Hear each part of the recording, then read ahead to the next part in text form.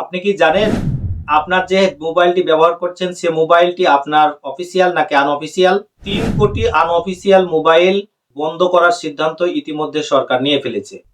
আগামী মার্চের মধ্যে সরকার যেসব ফোন অফিসিয়াল ভাবে নিবন্ধিত হয়েছে কিংবা নিবন্ধন প্রক্রিয়ার মধ্যে রয়েছে সেসব ফোনগুলো আপনার নিবন্ধন প্রাপ্ত হলে আপনার ফোনটি আর বন্ধ হবে না। কিন্তু আপনার ফোনটি যদি আনঅফিসিয়াল হয়ে থাকে কিংবা আনঅরিজিনাল হয়ে থাকে তাহলে কিন্তু আপনার মোবাইল ফোনটি বন্ধ হয়ে যাবে। আপনার ফোনটি যে আনঅফিসিয়াল কিংবা অফিসিয়াল সেটা আপনি কিভাবে জানবেন? এই সম্পর্কে আমি একটি ভিডিও তৈরি করেছিলাম। সে ভিডিওতে অনেকেই আমাকে মেসেজ করেছেন যে আমি যে অনলাইনের মাধ্যমে এনইআইআর যে ওয়েবসাইট রয়েছে সে ওয়েবসাইটে আপনারা নিবন্ধন করতে পারছেন না এবং সেখানে আপনারা নিবন্ধন করতে না পারার কারণে কিংবা আপনাদের ডকুমেন্টস ম্যাচিং না হওয়ার কারণে কিন্তু আপনারা সেখানে যাচাই করতে পারছেন না। তো আপনি চাইলে শুধুমাত্র মেসেজের মাধ্যমেই আপনার ফোন অরিজিনাল নাকি আনঅরিজিনাল সেটি কিন্তু আপনি জানতে পারবেন। আরো একটি কথা আপনাদেরকে বলে রাখি, ইতিমধ্যে বিটিআরসি আপনাদের যেসব মোবাইলগুলো চালু রয়েছে সেসব মোবাইলগুলোর আইএমই নাম্বার সরকার ইতিমধ্যে অফিসিয়ালি সেগুলোকে নিবন্ধন করার প্রক্রিয়া চালাচ্ছে। সেজন্য আপনার চিন্তিত হওয়ার কোনো কারণ নাই। যেসব ফোনগুলো এখনো আনঅফিসিয়াল দেখাচ্ছে সেসব ফোনগুলো হয়তো আগামী মার্চের মধ্যে প্রসেসিং হয়ে সেগুলো অফিসিয়াল হয়ে যাবে। এছাড়াও আপনার ফোনটি যদি তারপরেও যদি আপনার সেটি আনঅফিসিয়ালি দেখায় কিংবা আপনার ফোনটি যদি আনঅরিজিনাল হয়ে যায় সেক্ষেত্রে আপনি কিভাবে নিবন্ধন করবেন সে বিষয়টিও আমি আজকে আপনাদেরকে দেখিয়ে দেব। তো আমরা ধাপে ধাপে সেগুলো আলোচনা করব। চলুন আমরা আপাতত দেখে নেই কিভাবে আমরা আপনার ফোনটি অফিসিয়াল নাকি আনঅফিসিয়াল সেটি আমরা চেক করে নেই শুধুমাত্র একটি মেসেজ দেওয়ার মাধ্যমে। সেজন্য আমরা চলে যাব মেসেজ অপশনটিতে। আমরা মেসেজ অপশনে গিয়ে আমরা একটি মেসেজ সেন্ড করব।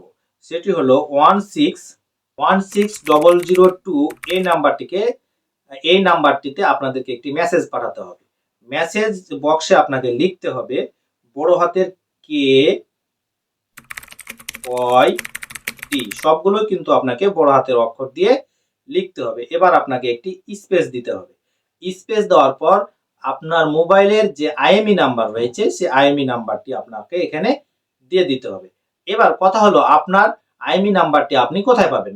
আপনার মোবাইল ফোনের আইএমই নাম্বারটি আপনার যে মোবাইল কিনেছিলেন তখন আপনাকে একটি প্যাকেট দেওয়া হয়েছিল, সে প্যাকেটের উপরে আইএমই নাম্বার রয়েছে। এছাড়াও যদি আপনার আইএমই নাম্বার না পান আপনি, সেক্ষেত্রে আপনাকে ছোট্ট একটি টিপস দেখিয়ে দিচ্ছি। সেটি হলো আপনি ডায়ালে গিয়ে আপনারা ডায়াল করবেন স্টার হ্যাশ 06 হ্যাশ। এবার দেখেন এখানে কিন্তু আমরা আইএমই নাম্বার পেয়ে গেছি। এবার আমরা আইএমই নাম্বারটি কপি করে নেব।